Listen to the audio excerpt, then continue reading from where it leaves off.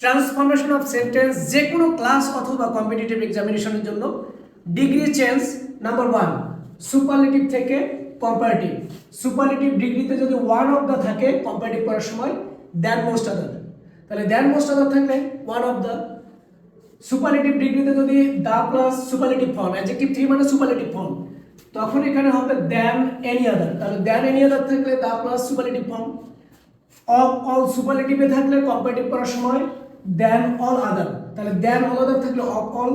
এই সবটা মুখস্থ করে তারপরে আমরা এক্সাম্পলে আসি। He is one of the থাকলে আমরা কম্পারেটিভ করার সময় দ্যান মোস্ট আদার দেব। হি ইজ ঠিকই থাকবে, ওয়ান অফ দ্য তুলে দিয়ে এটাকে ওয়াইজার করব, comparative form. He is wiser than most আদার, এরপরে অ্যাডজেক্টিভের পরের অংশ পুরোটা হুবহু থাকবে।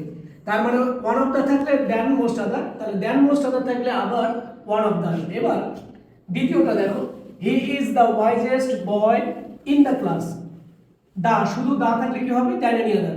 হি ইজ ওয়াইজার দ্যান, এই যে than any other boy in the class, any other এর পরে singular number.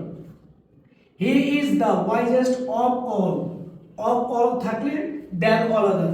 He is wiser than all other boys in the class. এই সিঙ্গুলার এবং প্লুরাল গুলো দেখে নিতে হবে।